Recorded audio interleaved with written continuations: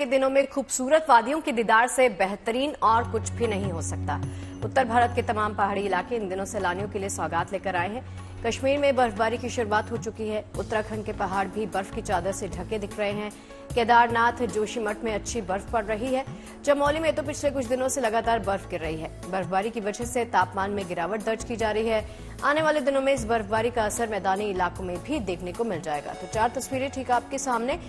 इन तस्वीरों के जरिए आप अंदाजा लगा सकते हैं कि ठंड में लगातार इजाफा होता जा रहा है।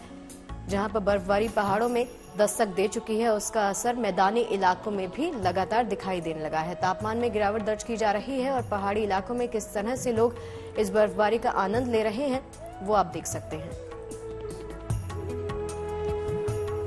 तो बर्फबारी से लगातार वादियां गुलजार हैं और यहां पर लोग देखिए आग जलाकर इस बर्फबारी से, इस ठंड से निजात पाने के लिए लगातार उपाय की खोज कर रहे हैं।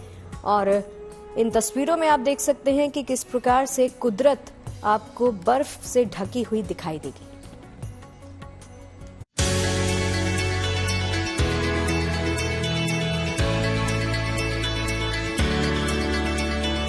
बर्फ से वादियां गुलजार, पहाड़ों पर सैलानियों की बहार।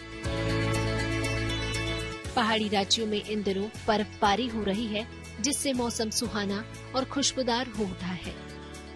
जम्मू कश्मीर, हिमाचल प्रदेश और उत्तराखंड के ऊंचाई वाले इलाकों में आसमान से गिरती बर्फ के फुव्वारों ने पहाड़ों पर रौनक सी बिखेर दी है। तस्वीरें उत्तराखंड की हैं। यहाँ नीति घाटी में बर्फबारी से तापमान लुढ़क गया है। आलम है कि यहाँ -10 डिग्री तक तापमान गिर चुका है। ऐसे में आसपास के इलाकों में कड़ाके की ठंड भी पड़ने लगी है। इसके साथ ही नीति घाटी में बर्फबारी के दौरान एक अद्भुत मंजर भी दिखाई दिया। दरअसल यहाँ पिछले कई दिनों से बर्फबारी हो रही है, जिसके चलते नीति घाटी में डिमरीसैण महादेव मंदिर के सामने स्थापित नंदी पर पूरी तरह से बर्फ जम गई है। मानो कुदरत ने खुद भगवान भोलेनाथ की सवारी नंदी का बर्फ से अभिषेक किया हो। बढ़ती ठंड का प्रकोप अब मंदिरों पे भी दिखाई देने लगा है। नीति घाटी का ये डिमरीसैण मंदिर है और यहाँ पे पानी पूरी तरह से जो भोलेनाथ के ऊपर टपकता है वो पूरी तरह फ्रीज हो चुका है। नंदी जो भगवान भोलेनाथ के बैल हैं वो बाहर पे, उनके ऊपर भी पूरी तरह बर्फ की मोटी चादर बिछ चुकी है। पानी की बूंद बूंद यहाँ पे जमी हुई है। जो भोलेनाथ है, आप बाबा बर्फानी का अवतार यहाँ पे लेने लगे हैं। जो यहाँ पे पानी की बूंद बूंद जम के बर्फ बनी है वो हर किसी को अपनी ओर आकर्षित कर रही है। नीति घाटी की इन खूबसूरत वादियों का क्या ही कहना। यहाँ की प्राकृतिक सुंदरता को बर्फबारी ने और भी खास बना दिया है। मानो इन वादियों में जो भी आता है यहीं का होकर रह जाता है। वैसे तो हम लोकल उत्तराखंड के ही हैं, पर हम दोनों फ्रेंड्स ने बहुत पहले से प्लान किया था यहाँ आने का। बट ऑल ऑफ सडन इस अनएक्सप्लोर्ड प्लेस में तो कभी भी नहीं, नेवर। बट बहुत अमेजिंग एक्सपीरियंस है। स्नोफॉल हो गया है और स्नोफॉल हमारी विश लिस्ट में था कि हम स्नोफॉल देखें और दोनों फ्रेंड्स ऐसी ट्रैकिंग करें। So now dreams comes true. Snowfall और कड़ाके की सर्दी से नीति घाटी बर्फ सी जम गई है। यहाँ चट्टानों से निकलने वाला बूंद बूंद पानी भी अब बर्फ की शक्ल ले चुका है। बहुत अच्छा लग रहा है। मैं तो बाहर से आई थी, उम्मीद नहीं थी कि ये सब देखने को मिलेगा और आज एक सडनली प्लान बना हमारा, तो हम आए और मेरी विश लिस्ट थी कि मैं स्नोफॉल देखूं, तो आज वो भी देखने को मिला। आप देखेंगे पूरा स्नोफॉल हो रहा है इतने अच्छे से और बहुत अच्छा लग रहा है। और कभी मैंने ये सीवलिंग भी देखा इस तरह से स्नो का जो ये लेयर आप देख रहे हैं, कभी मैंने देखा नहीं। पर बहुत धार्मिक प्लेस है ये और ज़्यादा लोग जानते भी नहीं है, बट शायद मैं लकी थी कि मैं यहाँ पर आई और बहुत अच्छा लगा यहाँ पे आकर। बर्फीली वादियों की ये रंगत सैलानियों को खूब लुभा रही है, लेकिन इन वादियों में गिरते तापमान और कड़ाके की सर्दी से मैदानी इलाकों में भी पारा लुढ़कने लगा है। ऐसे में दिसंबर की इस मीठी ठंड से बचाव भी बेहद जरूरी है। चमोली से कमल नयन सिलोड़ी के साथ bureau report, good news today.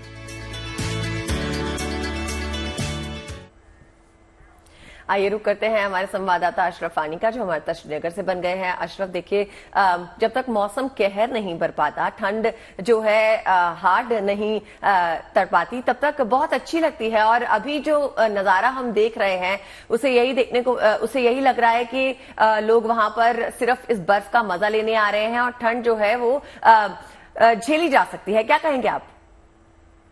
बिल्कुल शगुफ्ता, पिछले हफ्ते कश्मीर के पहाड़ों पर जमकर बर्फबारी हुई, लेकिन कुछ ही घंटों के लिए बर्फबारी हुई। उसके बाद मौसम संभला, लेकिन अभी भी कश्मीर के पर्यटन स्थलों पर बर्फ मौजूद है। जैसे आपने रिपोर्ट में बताया कि उसको देखने के लिए अब लोग देश के अलग अलग हिस्सों से पहुंच रहे हैं। कश्मीर तो बर्फबारी के लिए जाना जाता है। देश में सबसे ज्यादा बर्फबारी जो है कश्मीर में होती है, जिसमें श्रीनगर भी शामिल है। और यही कारण है कि जो दिसंबर का महीना है, ठंड का महीना यहाँ शुरू हो जाता है और पर्यटकों की भीड़ भी इसी बर्फबारी के लिए जो है दिसंबर में, चाहे क्रिसमस हो, नए साल के जश्न का माहौल हो, उसके लिए पूरी तरह से जो है न सिर्फ इंतजाम पूरे किए जाते हैं कश्मीर में सरकार और प्रशासन की तरफ से, बल्कि होटल वालों और पर्यटक से जुड़े लोगों को भी काफी उम्मीद होती है। जो पिछले दिनों बर्फबारी हुई है उससे तापमान में जबरदस्त गिरावट पूरे कश्मीर में हुई है। श्रीनगर में भी रात का तापमान 0 के आसपास होता है, जबकि पहाड़ी इलाकों में 0 से 4 से 5 डिग्री नीचे रात के दौरान जो है तापमान लुढ़क रहा है, जिसमें गुलमर्ग शामिल है, सोनमर्ग शामिल है, यूसमर्ग और पहलगाम जैसी जगहें शामिल है। और इससे जो है आम लोगों को दिक्कतें भी होती है, लेकिन कहीं ना कहीं पर्यटकों के लिए जो है एक बिन मांगी मुराद ये बर्फबारी होती है और ये ठंड का मौसम, जिसका मजा लेने के लिए लोग यहाँ पहुंच रहे हैं। कश्मीर में पहले ही जो है स्कूल और कॉलेज बंद कर दिए गए हैं ठंड की छुट्टी के चलते, और अब कहीं ना कहीं पूरी तरह से लोग तैयार बैठे हैं इस ठंड का मौसम का मजा लेने के लिए, क्योंकि लोगों के लिए भी ये बहुत जरूरी ये मौसम है। बर्फबारी जो सर्दियों में होती है कश्मीर के पहाड़ों पर, वही पानी के साधन साल भर फिर गर्मियों के दौरान लोगों को देती हैं। तो कहीं ना कहीं इस बर्फबारी का इंतजार पर्यटकों के साथ साथ कश्मीर में खासतौर से किसानों और आम लोगों को भी रहता है। जी अशरफ, बिल्कुल सही कहा आपने। देखिए, जहां पर आम लोगों की, वहां पर लोगों की थोड़ी सी दिक्कतें बढ़ जाती हैं इसकी वजह से, लेकिन वहीं पर्यटकों की तादाद जो है वो लगातार आनी शुरू हो जाती है, कश्मीर का रुख करना शुरू कर देते हैं। हमारे सहयोगी विकास भी हमारे साथ जुड़ गए हैं, शिमला से जुड़ गए हैं। तो शिमला में कैसा माहौल है विकास, दिखाइए जरा तस्वीरें। वहां भी पर्यटकों का आना लगातार शुरू हो गया है, क्योंकि आजकल हम देख रहे हैं कि पहाड़ों का रुख ज्यादा किया जा रहा है, शिमला की तरफ सैलानी ज्यादा रुख कर रहे हैं इस बर्फबारी की वजह से। देखिए, सबसे पहले आपको तस्वीरें मैं दिखाऊंगी। देखिए मेरे पीछे जो पहाड़ आप देख रहे हैं, हालांकि 2 बार बर्फबारी जो है वो पहाड़ों पर अब तक हो चुकी है, और इन 2 बार में ही कुछ ऐसी बर्फबारी हुई है जो कि ऊंचाई वाले इलाकों में ही अभी तक दर्ज की गई है। तापमान में गिरावट जरूर है, सर्दियों का आगाज हो चुका है, और लोग यहाँ के जो है वो ये कहते हैं कि अगर समय से बर्फबारी यहाँ पर होती है तो लोग उसे खुशहाली से जोड़कर जरूर देखते हैं। न सिर्फ बीमारियों के लिए, किसी खुश ठंड में जो बीमारियां होती हैं वह कि समय से बर्फबारी जो है वो यहाँ पर हो। हिमाचल प्रदेश के जो ऊंचाई वाले इलाके हैं वहां पर अभी 2 बार बर्फबारी हो चुकी है, लिहाजा उम्मीद अब यही जताई जा रही है कि अब मध्यवर्ती इलाकों में, जिनमें शिमला भी है, तो यहाँ पर भी बर्फबारी हो, ताकि जो व्हाइट क्रिसमस है वो पर्यटकों को देखने के लिए मिले। आपने बिल्कुल ठीक कहा, पर्यटक जो है वो भारी तादाद में अब लुत्फ हिमाचल प्रदेश का कर रहे हैं, और हिमाचल प्रदेश के तमाम वो बड़े जो पर्यटन स्थल है उनका रुख यहाँ पर किया जा रहा है। ऐसे में अगर मैं तस्वीरें आपको दिखाऊं, आप तस्वीरें देखें, ये ऐतिहासिक रिज मैदान है शिमला का। सबसे ज्यादा भीड़भाड़ जो है वो यहीं पर होती है। अमूमन पर्यटक जो है वो यहाँ पर जरूर पहुंचते हैं और व्हाइट क्रिसमस की उम्मीद जो है वो लिए यहाँ पर आते हैं। लेकिन इस बार फिलहाल अभी बर्फबारी यहाँ पर तो नहीं हुई है, लेकिन तापमान में गिरावट जो है वो जरूर देखी जा रही है।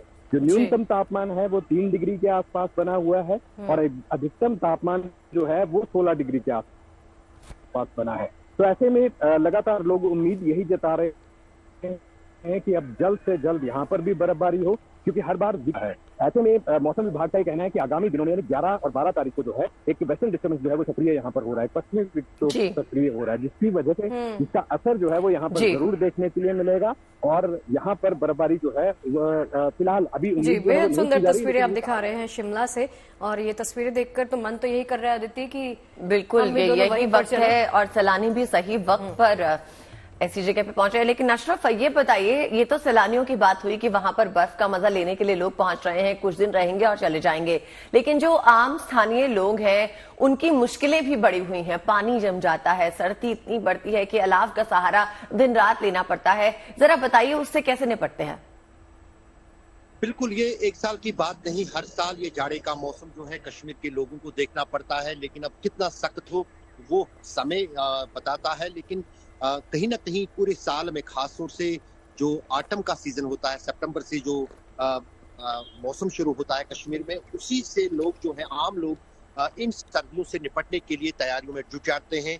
तो कश्मीर में ठंड से बचने के लिए सदियों से जो है एक परंपरा, एक तरीके आए हैं अलग अलग, जिनमें बदलाव तो बिजली के आने के बाद हुआ, लेकिन वो ट्रेडिशनल तरीके भी जो है वो भी लोगों के पास है, चाहे कांकड़ी का इस्तेमाल हो, गर्म कपड़े हो, और उसके बाद फिर जो है घरों में बुखारियों का इस्तेमाल हो। लेकिन जो अब लेटेस्ट जो टेक्नोलॉजीज आई हैं देश दुनिया में, उसका लाभ भी कश्मीर में अब लिया जा रहा है। अब इंटरनल हीटिंग सिस्टम कई सारे होटलों में है जहां पर लोगों को ठंड नहीं महसूस होती है, क्योंकि ठंड तो न सिर्फ कश्मीर में या देश के हमारे कुछ हिस्सों में पड़ती है, दुनिया के कई सारे देश है जहां पर तापमान श्रीनगर या कश्मीर से भी ज्यादा लुढ़कता है, तो वहां पर भी लोग अच्छी तरह से इस मौसम को एंजॉय करते हैं। जैसे मैंने आपको कहा कि आम लोगों के लिए सबसे बड़ी परेशानी जो इस वक्त इस ठंड से है वो यही है कि पहाड़ी इलाकों में पानी के नल जम जाते हैं, क्योंकि लगातार रात के भीतर जो है तापमान शून्य से नीचे जा रहा है, और आने वाले दिनों में इसमें और गिरावट आएगी, क्योंकि 21 दिसंबर से ही सबसे ठंडा मौसम जो है 40 दिन का चिले कलाम के नाम से 21 दिसंबर से उसकी शुरुआत होगी, और पूरे जनवरी के महीने में जो है ये मौसम 40 दिन तक जारी रहेगा। लेकिन कहीं ना कहीं जो इस मौसम के फायदे जो है इस ठंड मौसम के, वो यही है, वो सिर्फ जम्मू कश्मीर के लिए बल्कि देश के लिए यही है कि इन ही महीनों के दौरान या इन ही दिनों के दौरान जो है। चलिए अशरफ और आप विकास, आप दोनों का ही बहुत बहुत शुक्रिया इस पूरी डिटेल को हम सबके साथ साझा करने के लिए। और चलिए हिमाचल प्रदेश के शिमला का रुख कर लेते हैं। इन दिनों फूड कार्निवल और कल्चरल फेस्टिवल यहां पर चल रहा है। ये वो मंच है जहां देश और दुनिया से आए हुए सैलानियों को हिमाचल की संस्कृति के रंग देखने का मौका मिलता है। शिमला की शान कहे जाने वाले रिज मैदान पर फेस्टिवल चल रहा है, जहां लोक कलाकार पहाड़ी डांस कर सैलानियों का एंटरटेनमेंट करते हुए देखे जाएंगे। कला और संस्कृति के रंग देखने के बाद सैलानियों के लिए खाने का पूरा इंतजाम है। गुनगुनी धूप में पर्यटक पहाड़ी खाने का स्वाद भी यहां पर चख सकते हैं। इसका मेन मोटिव ये है कि हम ना अपने कल्चर संस्कृति जो होते हैं उसको साथ में लेके जाना चाहते हैं, और साथ में ये बोलना चाहते हैं कि अपने कल्चर में एक ही नहीं रहो, दूसरे कल्चर में भी जाओ, बट अपने कल्चर को मत भूलो। मैं कुछ काम से यहाँ पे आया था, मेरे को पता चला यहाँ पे हिमाचली फूड का फेस्टिवल लगा हुआ है। खाने का मैं बहुत शौकीन हूँ, तो मैंने आज समय निकाल के मैं यहाँ पे आया हूँ, और मेरे लिए एक बहुत ही मतलब कहते वेलकम सरप्राइज था ये। और अब बात वायु प्रदूषण की। धीरे धीरे ही सही दिल्ली एनसीआर के लोगों को प्रदूषण की समस्या से थोड़ी सी राहत मिली है। जिन इलाकों में AQI नवंबर के महीने में 600 तक पहुंच गया था, अब उन इलाकों में एयर क्वालिटी इंडेक्स 250 के आसपास आ गया है। उम्मीद है कि जैसे जैसे मौसम में बदलाव होगा और धूप खिलेगी, वैसे वैसे प्रदूषण से लोगों को छुटकारा भी मिलेगा।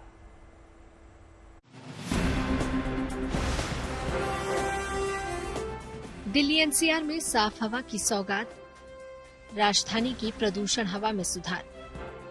दिल्ली एनसीआर में अब लोगों को प्रदूषण से राहत मिलती नजर आ रही है। पिछले दिनों हुई बारिश और मौसम के बदलाव के चलते यहां अब हवा की गुणवत्ता में काफी हद तक सुधार हुआ है। हालांकि अब भी दिल्ली के कई इलाकों में AQI उम्मीद से बेहतर नहीं हुआ है, लेकिन फिर भी नवंबर के मुकाबले दिसंबर में हवा की गुणवत्ता बेहतर हुई है। उम्मीद हम यही कर रहे हैं कि हमारे एफर्ट्स, ग्राउंड लेवल के एफर्ट्स हैं जो एनफोर्समेंट एजेंसीज के हैं, जो हमारे वेरियस डायरेक्शंस हैं, प्लान्स हैं, एक्शंस हैं, सारे स्टेट्स से मिलके जो हमने बनाए हैं, और जो समय समय पे हम जो डायरेक्शंस देते रहते हैं, प्लस उनका जो रिव्यू होता रहता है, तो उनके मद्देनजर मुझे उम्मीद जरूर है कि अगर मेट्रोलॉजी एडवर्स नहीं हुई तो अब बेहतर एयर क्वालिटी देखने को मिल सकती है। यानी कि अब दिल्ली वासी साफ हवा में खुलकर सांस ले सकेंगे। दिल्ली एनसीआर में अगर मौसम साफ रहा और धूप खिलती रही तो उम्मीद है कि आने वाले 10 से 15 दिनों में हवा की गुणवत्ता में और भी सुधार होगा।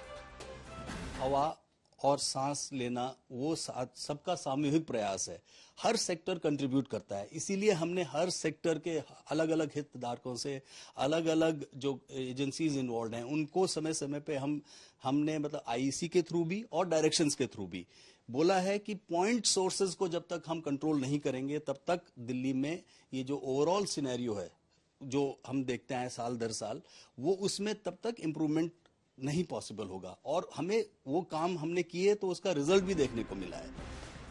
हालांकि नवंबर के महीने में दिल्ली एनसीआर में प्रदूषण की वजह से सांसों पर पहरा लग गया था। नवंबर के महीने में दिल्ली एनसीआर में औसतन AQI 400 से 600 के बीच था, जो अब दिल्ली में 281 पर आ गया है। लिहाजा क्रेप 3 के तहत लागू सभी पाबंदियों को अब खत्म कर दिया गया है। दिसंबर के महीने की शुरुआत में प्रदूषण में थोड़ी कमी आई है। CAQM का कहना है कि आने वाले समय में दिल्ली एनसीआर के लोगों को प्रदूषण से और राहत मिलेगी। अगर मौसम ने साथ दिया तो AQI का आंकड़ा और नीचे आ सकता है।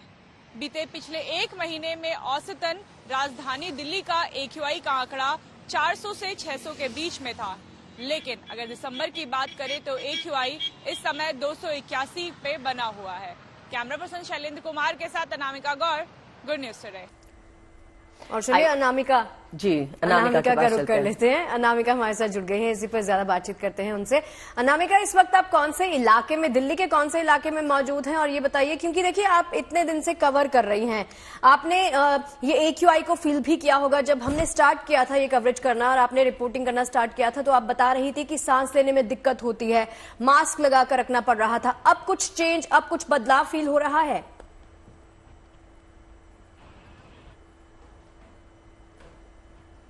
बिल्कुल शगुफ्ता, इस समय हम मौजूद हैं दिल्ली के इंडिया गेट में, और कुछ दिनों पहले यहाँ पे सैलानियों का आना जाना भी कम हो गया था क्योंकि प्रदूषण बहुत बढ़ रहा था। घरों से जो लोग हैं वो बाहर निकलना पसंद नहीं कर रहे थे। जो दूसरे राज्यों से यहाँ पे लोग आ रहे थे वो शिकायतें कर रहे थे कि उनकी आंखों में जलन हो, तबीयत खराब हो रही है। लेकिन स्थिति बेहतर हुई है। ये कहेंगे कि जो आंकड़ा AQI का वो थोड़ा कम हुआ है, 400 से 280 पे आया है, करीबन आधा हुआ है। और CAQM का कहना है कि आने वाले समय में अगर मौसम ने साथ दिया तो दिल्ली NCR के लोगों को और अच्छी हवा मिल सकती है, वायु की जो गुणवत्ता है वो काफी सही हो सकती है, क्योंकि जो अहम कारक है प्रदूषण के, पराली जलना, वो अब थोड़ी कम हो गई है। सिर्फ जो गाड़ियों का प्रदूषण है वो इस समय है, फैक्ट्रियों का प्रदूषण है, उस वजह से AQI 280 पे है। लेकिन अगर मौसम ने साथ दिया, हवा की गति सही रही, धूप निकली, तो जो वायु प्रदूषण है इसमें और सुधार हो सकता है। 280 से भी नीचे आंकड़ा आ सकता है। मैं अपने विजय से कहूंगी एक बार वो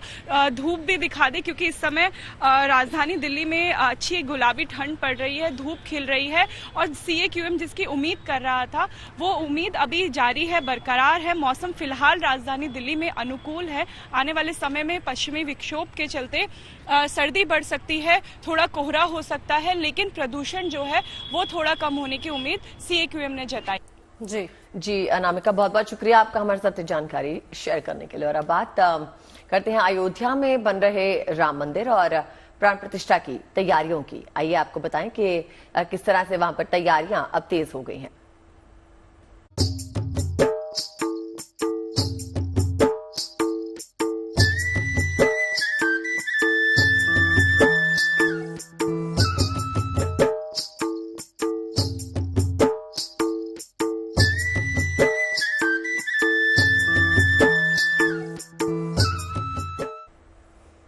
तो महज 40 दिन के बाद वो घड़ी भी आ जाएगी जिसका इंतजार राम भक्तों ने सदियों से किया है।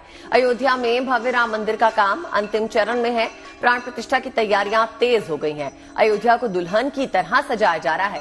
प्राण प्रतिष्ठा कार्यक्रम के लिए अतिथियों को निमंत्रण भेजे जा रहे हैं। रामलला की मूर्ति का चयन भी 20 दिसंबर तक हो जाएगा।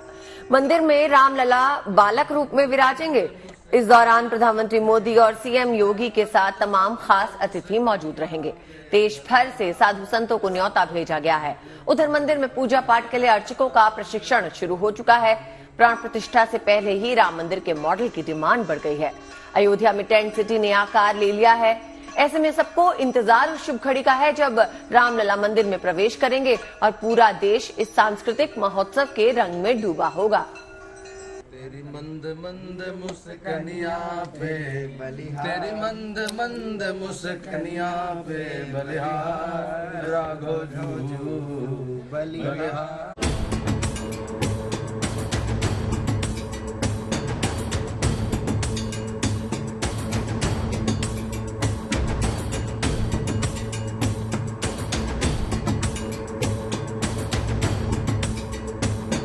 अयोध्या में निर्माणाधीन श्री राम मंदिर में रामलला की प्राण प्रतिष्ठा का शुभ दिन अब नजदीक आ रहा है। मंदिर का गर्भगृह तैयार है और यहाँ प्राण प्रतिष्ठा के लिए भगवान श्री राम के बाल रूप की प्रतिमा का भी निर्माण अब अंतिम चरण में है। अब वह शुभ घड़ी दूर नहीं जब नवनिर्मित मंदिर में रामलला विराजेंगी और देश के हजारों लोग राम नगरी के नवनिर्मित मंदिर परिसर में प्राण प्रतिष्ठा के अभूतपूर्व पलों के साक्षी बनेंगे। इसमें स्वयं प्रधानमंत्री नरेंद्र मोदी तो विशिष्ट अतिथि के रूप में मौजूद होंगे ही, उत्तर प्रदेश के राज्यपाल और राज्य के मुख्यमंत्री भी होंगे, केंद्र मंत्री और राज्य के मंत्री भी रहेंगे, राष्ट्रीय स्वयंसेवक संघ के प्रमुख मोहन भागवत और योग गुरु रामदेव भी होंगे। हजारों साधु संत और आम श्रद्धालु प्राण प्रतिष्ठा समारोह देखने पहुंचेंगे, तो साथ ही साथ देश की जानी मानी हस्तियां भी प्राण प्रतिष्ठा के उत्सव में शामिल होंगी। खबर है कि राम मंदिर ट्रस्ट की ओर से करीब 3000 वीवीआईपी लोगों को प्राण प्रतिष्ठा समारोह में भाग लेने के लिए न्योता भेजा जा रहा है। उसमें देश के बड़े उद्योगपति, फिल्मी सितारे और खेल जगत की हस्तियां भी शामिल हैं। खबर है कि देश के जिन उद्योगपतियों को प्राण प्रतिष्ठा समारोह का निमंत्रण भेजा गया है, उनमें रतन टाटा, मुकेश अंबानी और गौतम अदानी प्रमुख हैं।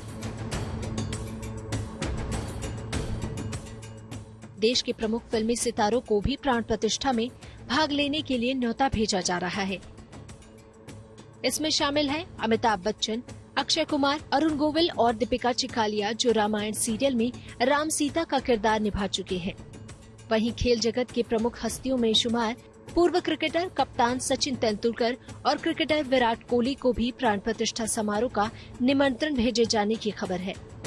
2000 गृहस्थों के नाम लिखे जा चुके हैं। समाज जीवन के सभी अंग हैं, खेल जगत है, वैज्ञानिक हैं, सैनिक हैं, प्रशासन और पुलिस के अधिकारी हैं, जजेस हैं, अधिवक्तागण हैं, मीडिया हाउसेस हैं, उद्योग जगत है और कवि, लेखक, अन्य इतिहासकार, साहित्यकार, हुतात्मा परिवार, बहुत सी 18 प्रकार की कैटेगरीज हैं। राम मंदिर ट्रस्ट के सूत्रों की माने तो करीब 7 से 8 हजार लोगों को प्राण प्रतिष्ठा समारोह का निमंत्रण पत्र भेजा जा रहा है। उसमें से 4000 तो केवल साधु संत ही हैं। सूचियां बन चुकी हैं। अनेकों को व्हाट्सएप पर, जो ईमेल देखते हैं उनको ईमेल पर, काफी बड़ी संख्या में बाई हैंड और अभी तक लगभग 3200 संतों को बाई पोस्ट सूचनाएं प्रेषित कर दी गई हैं। 2-3 दिन में 700-800 संतों को भी बाई पोस्ट समाचार चले जाएंगे। राम मंदिर ट्रस्ट के महासचिव चंपत राय के अनुसार प्राण प्रतिष्ठा समारोह में भाग लेने के लिए 50 देशों के प्रतिनिधियों को भी निमंत्रण दिया जा रहा है। तो साथ ही साथ राम मंदिर अभियान में जान गंवाने वाले 50 कार सेवकों के परिजनों को भी खास तौर पर इस उत्सव का न्योता भेजा जा रहा है। हालांकि सभी अतिथियों को समारोह के लिए सख्त नियमों और दिशा निर्देशों का पालन करना होगा।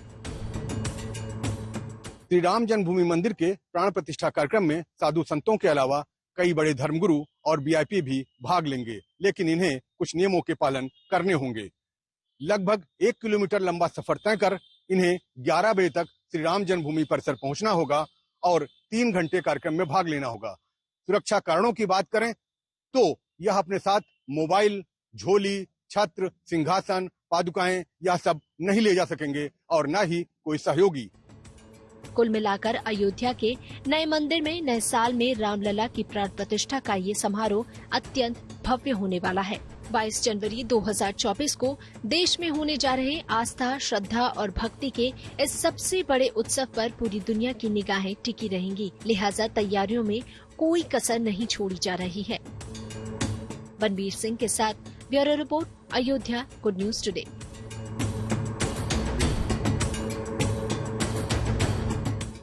और अब बात चक्रवात के असर से जूझ रहे चेन्नई की कर लेते हैं। चेन्नई में जहां लोगों के आशियाने पानी से घिर गए, वहां एयरफोर्स के वायुवीर आसमान के रास्ते लोगों तक राहत सामग्री पहुंचा रहे हैं। घर के चारों तरफ पानी है, लिहाजा लोग घरों से बाहर नहीं निकल सकते। ऐसे में एयरफोर्स के 4 हेलीकॉप्टर नॉर्थ और साउथ चेन्नई में लगातार राहत सामग्री पहुंचाने की मुहिम में जुटे हैं। ये हेलीकॉप्टर्स चेन्नई के 16 अलग अलग इलाकों में करीब 1000 किलो की राहत सामग्री पहुंचा रहे हैं। बाढ़ जैसे हालात में हेलीकॉप्टर से रेस्क्यू और रिलीफ बेहद कारगर होता है। भारत ही नहीं पूरी दुनिया में बाढ़ के दौरान राहत पहुंचाने की मुहिम में हेलीकॉप्टर का इस्तेमाल किया जाता है। इन दिनों अमेरिका के कुछ इलाके भी बाढ़ की चपेट में हैं। वॉशिंगटन के रोजबर्ग इलाके में यूएस कोस्ट गार्ड ने बाढ़ के बीच फंसे लोगों का सफल रेस्क्यू किया। पानी के तेज बहाव की वजह से एक शख्स जान बचाने के लिए अपनी कार की छत पे बैठा था। रेस्क्यू में जुटे हेलीकॉप्टर की नजर उस पर पड़ी और कोस्ट गार्ड के एक जवान ने उसे एयरलिफ्ट कर लिया। पूरे इलाके में ऐसे कई लोगों को एयरलिफ्ट किया गया और सुरक्षित ठिकानों पे पहुंचाया गया।